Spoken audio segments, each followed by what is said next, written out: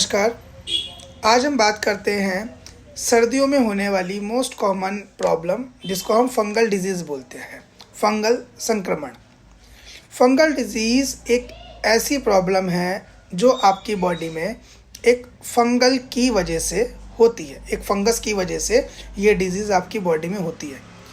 क्या होता है, ज़्यादातर जो ये फंगल डिजीज़ है आपकी त्वचा के अंदर, नाखून में या आपकी सर की त्वचा पर या उन हिस्सों में ज़्यादा देखने को मिलेगी जिन हिस्सों में आपकी हीट है और नमी है। अब किस किस तरीके के पेशेंट हमारे पास आते हैं जो अलग अलग तरीके के फंगल इन्फेक्शन बताते हैं। सबसे पहले जो मोस्ट कॉमन होता है फंगल इन्फेक्शन वो है रिंगवॉर्म, जिसको हम दाद बोलते हैं। ये पेशेंट हमेशा अपनी प्रेजेंटेशन जब भी क्लिनिक में लेके आएगा या जिन पेशेंटों को ये दिक्कत होती है वो त्वचा पर लाल और गोल होगी, मतलब कि ये फंगस गोल होगा, छल्लेदार होगा, लाल होगा, ईचिंग होगी। दूसरी परेशानी जो बच्चों में ज़्यादा दिखती है और फीमेल्स में दिखती है वो फंगल है कैंडियासिस। कैंडियासिस आपका या तो ज़्यादातर मुंह में दिखेगा, बच्चों में ज़्यादा हो जाता है क्योंकि कुछ भी खा लेते हैं, मीठा ज़्यादा खा लेते हैं, कुल्ला वगैरह करते नहीं, ऐसे सो जाते हैं, तो वो एक फंगल का रूप ले लेता है। या फीमेल की वेजाइना में ये फंगल ज़्यादा दिखता है जिसके कारण फीमेल्स को वाइट डिस्चार्ज की प्रॉब्लम या एक सूटी स्मेली वाइट डिस्चार्ज उनको देखने को मिलता है। नेक्स्ट फंगल का जो एग्जाम्पल होता है जो हम देखते हैं क्लिनिक पे वो होता है एथलीट फुट। नाम से ही समझ में आ रहा है कि जो लोग भागते ज़्यादा है, रेस वगैरह की कंपटीशन की तैयारी करते हैं या जिनका ऐसा काम जो सॉक्स और शूज़ ज़्यादा लंबे टाइम के लिए पहन के रख रहे हैं जिस कारण उनके पैर में नमी आ रही है और उनकी त्वचा अफेक्टेड हो रही है, इन्फेक्टेड हो रही है।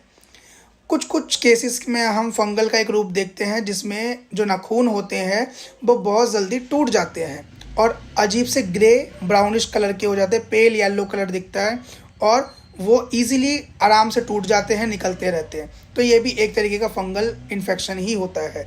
या जब बड़े बाल होते हैं फीमेल्स के या जो मतलब हम ढंग से बालों की केयर नहीं कर पा रहे, उस केस में हम डर्मेटाइटिस देखते हैं जिसमें आपको फंगल एक तरीके में डैंड्रफ दिख रहा है सिम्टम्स के बेस में, और मतलब बहुत सारे ऐसे सिम्टम्स आ रहे हैं जिसमें खुजली आ रही है, बाल टूट रहे हैं, पेशेंट परेशान हो रहा है कि खूब तरीके का शैम्पू इस्तेमाल कर लिया, ऑयल इस्तेमाल कर लिया, बट ठीक नहीं हो रहा क्योंकि ये एक तरीके का स्काल्प फंगस है। तो ये फंगल है तो बस उसमें फिर फंगल वाली मेडिसिन काम करेगी, कोई और तरीका काम नहीं कर सकता। अब हम बात करते हैं इसके सिम्टम्स की।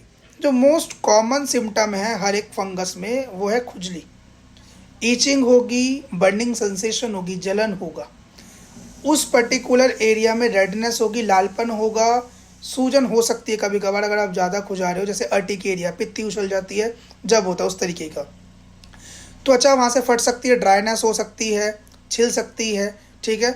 और कभी कभी उस पर्टिकुलर जगह से स्मेल भी आती है जैसे कि डायबिटिक फुट में आती है।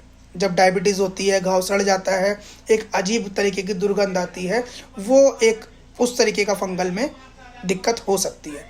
अब सबसे पहले क्या करना है, अब मैनेजमेंट सबसे पहले ज़रूरी है। जिन पेशेंटों को अगर डायबिटीज़ है वो केसेस में सबसे पहले अपना डायबिटिक कंट्रोल रखें क्योंकि ऐसे केस में फंगल के चांस ज़्यादा है। दूसरा, कोई भी ऐसी चीज़ जिसमें मतलब ईस्ट है, जैसे दही, खट्टी चीज़ें, अचार, मीठी, चीनी आपको नहीं लेनी है।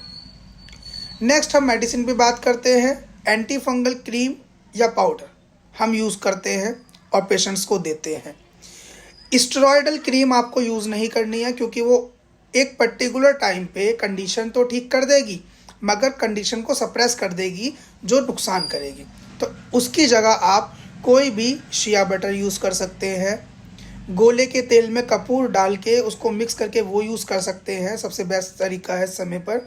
या आजकल बड़ा फेमस चल रहा है castor oil. Castor oil direct नहीं लगाना, या तो आप उसको गोले के तेल में मिक्स करिए या किसी दूसरी चीज़ में या शिया बटर क्रीम में या वैसलीन में मिक्स करके बॉडी पे लगाएंगे, डायरेक्ट नहीं लगाएंगे तो काफ़ी अच्छा पेशेंट को ईचिंग में आराम होगा। नेक्स्ट वीडियो में हम बात करेंगे कि कौन सी मेडिसिन ऐसी है कि जो हम फंगल में इस्तेमाल करते हैं और कंडीशन वर्स हो जाती है। जैसे कौन से ऐसे इंजेक्शंस हैं, कौन सी ऐसी क्रीम है या कौन सी ऐसी टैबलेट है जो हमें फंगल इन्फेक्शन में नहीं लेनी चाहिए।